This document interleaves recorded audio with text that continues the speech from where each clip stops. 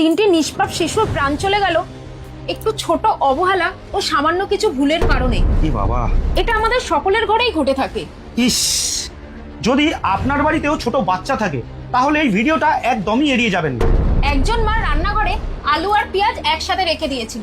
শুনতে খুব সাধারণ লাগলেও পরিণামে তিনটে শিশুর প্রাণ কেড়ে নিয়েছে। আমরা অনেকেই বাড়িতে আলু আর পেঁয়াজ একসাথে রেখে থাকি, কিন্তু বিজ্ঞান বলছে যে এটা সব থেকে বড় ভুল। কারণ পেঁয়াজ থেকে নির্গত গ্যাস, যার নাম ইথিলিন, এটা একটা প্রাকৃতিক গ্যাস যেটা ফল এবং সবজিকে পাকাতে সাহায্য করে। কিন্তু যখন এই ইথিলিন আলুর সংস্পর্শে আসে তখন আলু দ্রুত অঙ্কুরিত হতে শুরু করে।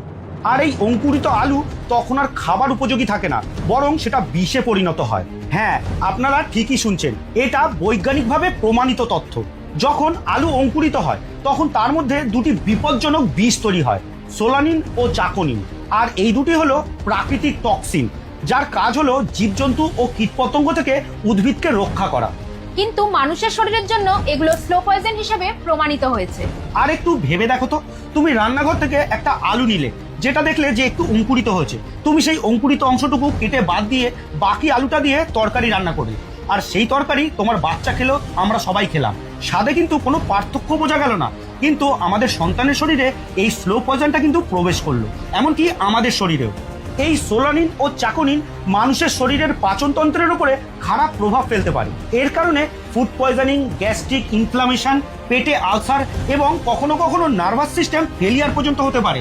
শিশুদের শরীরে এই বিষ সহ্য করার মতন ক্ষমতা খুব কম পরিমাণে থাকে, তাই অল্প বিষও শিশুদের জন্য প্রাণঘাতী হতে পারে। সেই তিনটি নিষ্পাপ শিশু যারা তার বাবা মায়ের চোখের মণি ছিল, যাদের এখন স্কুলে যাওয়ার বয়স ছিল, তারা আজ চলে গেল যে মা পেঁয়াজ আর আলুকে একসঙ্গে রেখেছিলেন। তুমি কি ভাবতে পারো রান্নাঘরের এই একটা ছোট্ট অভ্যাস কোনো মানুষের প্রাণ কেড়ে নিতে পারে? তাই এখন করণীয় হলো, প্রথমত পেঁয়াজ ও আলুকে কখনোই একসঙ্গে রাখবেন না। পেঁয়াজকে সবসময় খোলা, শুকনো এবং বাতাস চলাচল করে এমন জায়গায় রাখো। যেখানে আলু রাখবেন সেই জায়গাটা যেন ঠান্ডা, শুষ্ক এবং অন্ধকার আচ্ছন্ন হয়। অঙ্কুরিত বা সবুজ হয়ে যাওয়া আলু পুরোটাই ফেলে দিন, এর সামান্য অংশও রান্না করবে না। কারণ যে কোনো উপায়ে এটা রান্না করলে এর বিষ কিন্তু নষ্ট হয় না, যেটা সরাসরি শরীরে প্রবেশ করে। দ্বিতীয়ত হলো, যদি শিশুর হঠাৎ পেট ব্যথা, মাথা ঘোরা, বমি, ঝিমুনি বা ডায়রিয়ার মতন লক্ষণ দেখা যায়, তাহলে এটাকে সাধারণ গ্যাস বা জ্বর ভেবে এড়িয়ে যাবে না, কারণ এটা সোলানিন পয়জনিং এর লক্ষণও হতে পারে। তাই দেরি না করে দ্রুত চিকিৎসকের পরামর্শ নিতে হবে। 3 নম্বর হলো, এই তথ্যটি শেয়ার করে সবাইকে জানার সুযোগ করে দিন, কারণ হতে পারে এখনো কোনো মা ঠিক এই একই ভুলই করে যাচ্ছে। পেঁয়াজ আর আলু একসাথে রেখে প্রতিদিন নিজের সন্তানকে বিষ খাওয়াচ্ছে।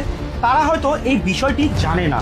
তাই আমরা চাইলে সামান্য একটা শেয়ারের মাধ্যমে অনেকের জীবন বাঁচাতে পারি।